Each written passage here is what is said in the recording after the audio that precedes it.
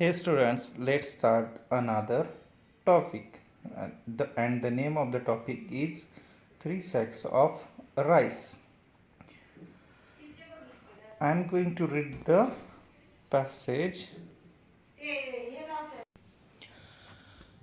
You may have read many stories about three brothers. Usually, two of them, the elder ones, are strong, clever, but unkind.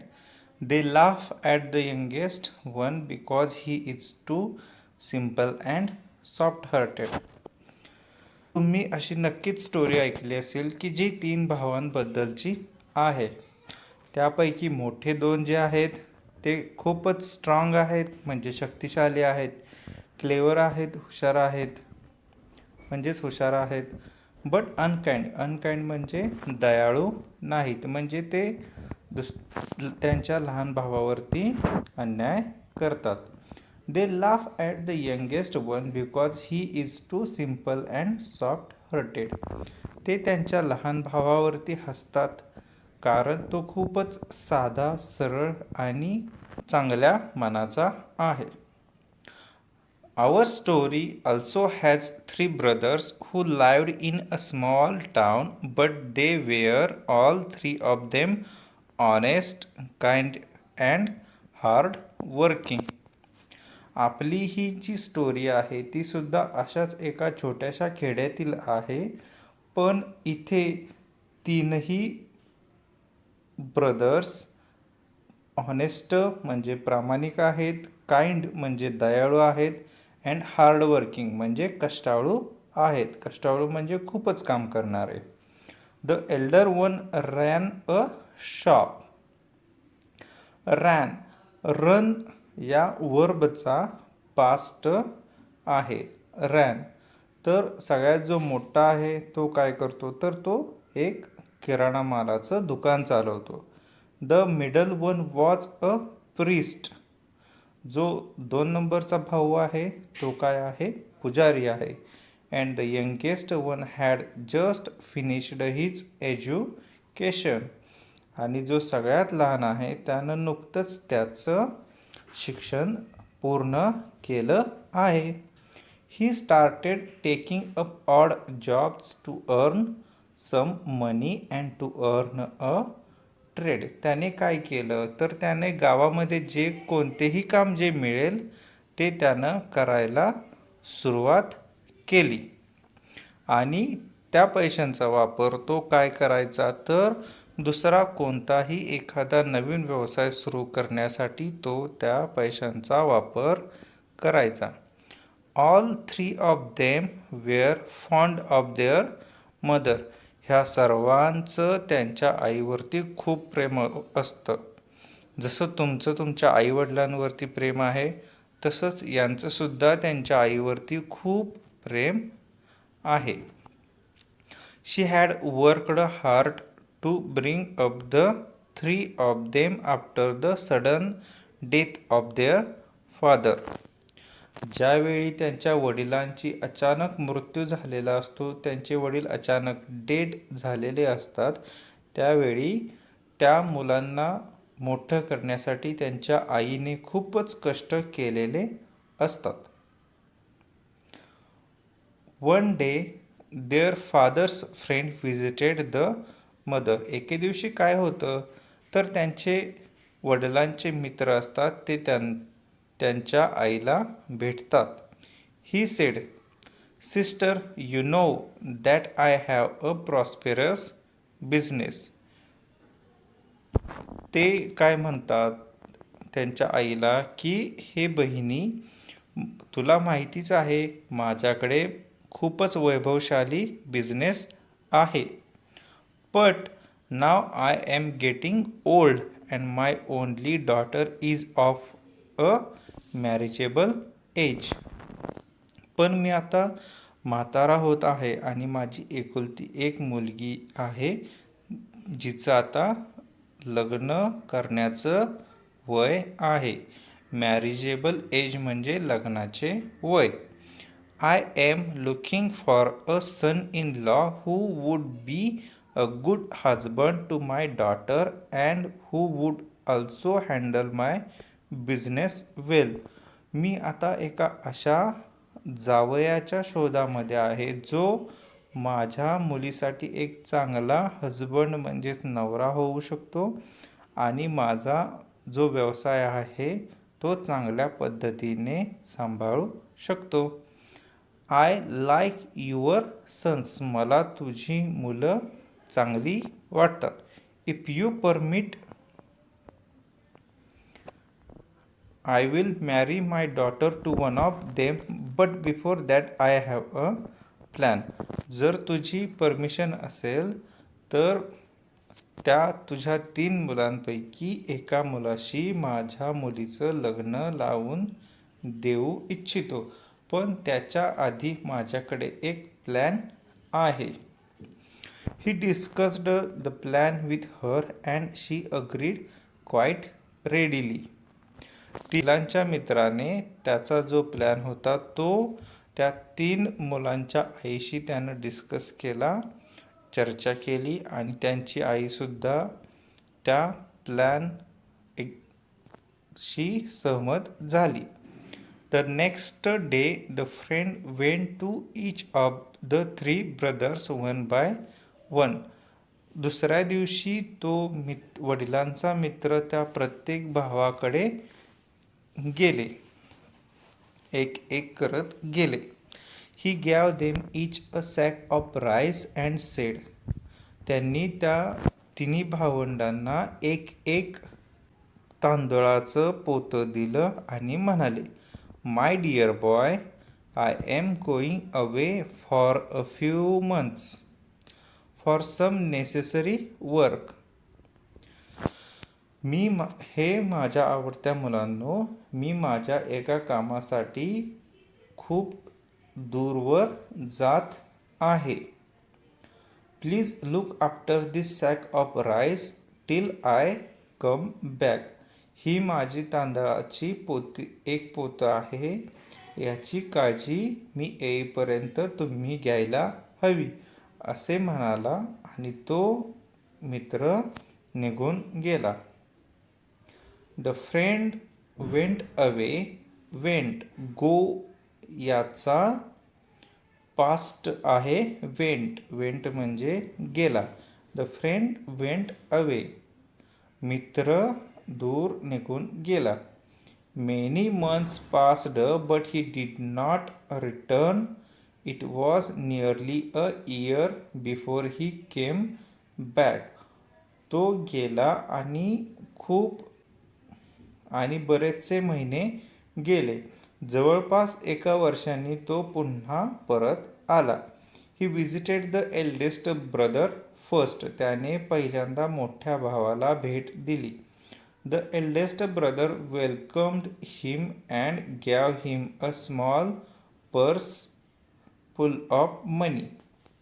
मोठ्या भावानं त्यांचं स्वागत केलं आणि त्यांच्याकडे एक छोटीशी पैशाची पिशवी दिली आणि म्हणाला, uncle, you had left a sack of rice with me. तुम्ही माझ्याकडे एक तांदळाचं पोतं ठेवायला दिलेलं होतं. After a few months I was worried that it may get spoiled. काही महिन्यानंतर मी काळजीत पडलो कारण की ते खराब होईल यामुळे. Therefore I sold the rice to my customer.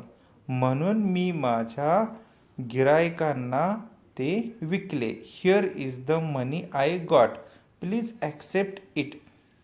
हे त्या विकलेल्या तांदळाचे पैसे आहेत, ते ॲक्सेप्ट करा. ॲक्सेप्ट म्हणजे स्वीकार करणे. Thank you my boy, you are such an honest person. मग ते म्हणाले, आभारी आहे माझ्या मुला, तू खरोखरच एक प्रामाणिक व्यक्ती आहेस. Then the friend went to see the middle brother. नंतर ते त्यांच्या 2 नंबरच्या भावाकडे गेले. Then the friend went to see the middle brother. त्यानंतर 2 नंबरचा जो भाऊ आहे, जो पुजारी आहे, तो त्यांच्याकडे गेला. The priest greeted him with Joy and affection. पुजारी भावाने त्यांचं आनंदानं आणि उत्साहानं स्वागत केलं. He said, "uncle, remember you had left a sack of rice with me an year ago. I had kept it for many months, but then I was worried that it may get spoiled." तो म्हणाला, "uncle, आठवतंय का तुम्ही माझ्याकडे 1 वर्षापूर्वी तांदळाचं पोतं ठेवायला दिलेलं होतं.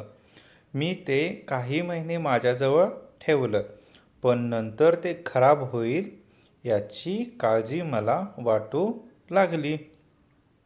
I distributed the rice among the poor in your name." मग ते तांदूळ काय केलं मी गरिबांच्या मध्ये ते तुमच्या नावाने वाटलं. "They all blessed you for satisfying their hunger." त्या सर्वांनी तुम्हाला खूप आशीर्वाद दिले. त्या सर्वांनी तुम्हाला त्यांची भूक मिटवल्याबद्दल तुम्हाला खूप सारे आशीर्वाद दिले. "However, I did that without your permission and I am willing to pay you back for the rice." हे सर्व केलं मी तुमच्या अनुमतीशिवाय, परमिशनशिवाय केलं आहे. म्हणून मला त्या तांदळाच्या पोत्यांचे तुम्हाला पैसे द्यावयाचे आहेत. "No my boy, you acted wisely and kindly." नको माझ्या मुला, तू खूपच छानपणाने आणि दयाळूपणे वागलेला आहेस. "The blessings that I got from the poor people are enough for me." जे गरीब माणसांच्याकडून मला जे आशीर्वाद मिळाले आहेत ते माझ्यासाठी पुष्कळ आहेत. "Please don't even think about the money any more." पैशांचा आणखी आता विचार तू करू नकोस. "When the friend went to visit the youngest son, he too welcomed him with love and respect." ज्यावेळी तो सर्वात लहान आणि तिसऱ्या भावाला भेटायला गेला त्यावेळी सुद्धा त्या भावाने त्यांना प्रेमाने आणि आदराने स्वागत केलं. "But he said that." पण तो त्यांना म्हणाला, "he had a confession to make." तो म्हणाला, मला एक गोष्ट कबूल करायची आहे. "Sack of rice was lying with me for a long time." तांदळाचं पोतं माझ्याकडे खूप दिवस पडून होतं. "But then I had an idea." पण नंतर मला एक कल्पना सुचली. "I often go to a neighbouring farm to help with the work." मी नेहमीच शेजारच्या शेतामध्ये काम करायला जात होतो. "I borrowed an unused plot of land from the farmer." त्या शेतमालकाकडून एक अशी जमिनीचा तुकडा मी त्याकडून भाड्याने घेतला. "I exchanged the sack of rice for paddy and sowed the paddy in the plot." मी त्या तांदळाच्या पोत्याबद्दल भात त्यांच्याकडून घेतला आणि भात त्या शेतामध्ये पेरला. "Fortunately the crop grew well and yielded 25 sacks of rice." सुदैवाने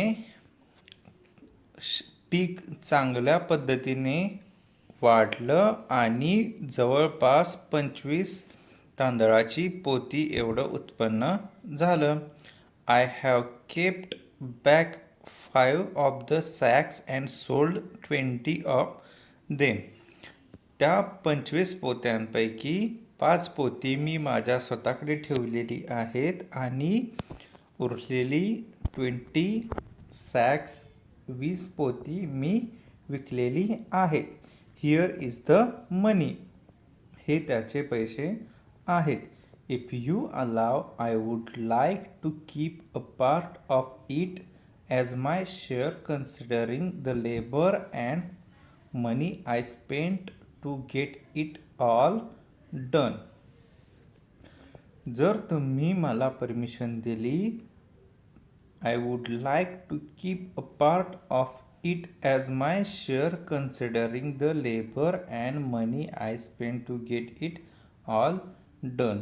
जर तुम्ही मला परमिशन देत असाल तर त्या पैशांपैकी काही भाग मी केलेल्या कामाचे कष्टाचे पैसे म्हणून ते माझ्याकडे मी ठेवू इच्छितो. A wide smile spread on the friend's face. He had found his future son-in-law. याच्यामुळे काय झालं की त्या वडिलांच्या मित्राच्या चेहऱ्यावरती एक स्माईल आली आणि त्यांना त्यांचा जावई मिळाला. असं का झालं असेल बरं? कारण की त्या वडिलांची इच्छा होती की त्यांच्या मुलीला एक चांगला नवरा तर हवाच आहे, परंतु त्यासोबतच एक चांगला बिझनेसमॅन सुद्धा, एक व्यावसायिकसुद्धा हवा आहे. आणि तो व्यवसाय चांगल्या पद्धतीनं तिसऱ्या भावानं केला. पहिल्या भावानं काय केलं तर जे पोतं होतं ते तेवढंच पोतं विकलं. त्यामुळं त्याला कमी पैशामध्ये फायदा झाला. दुसऱ्या भावानं चांगलंच काम केलं, पण त्यानं कोणताही तिथं व्यवसाय केला नाही. त्यामुळं तो वडिलांच्या मित्राची इच्छा होती की त्यांना व्यावसायिक हवा आहे. त्यामुळं दुसऱ्या भावाशी सुद्धा ते लग्न करून देऊ शकत नव्हते. परंतु तिसऱ्या भावाने त्या तांदळाच्या पोत्याचा योग्य वापर करत व्यवसायसुद्धा केला आणि नफासुद्धा चांगला मिळवला. यामुळं त्या वडिलांच्या मित्राने तिसऱ्या मुलाशी त्याच्या मुलीचं लग्न करून द्यायचे ठरवले.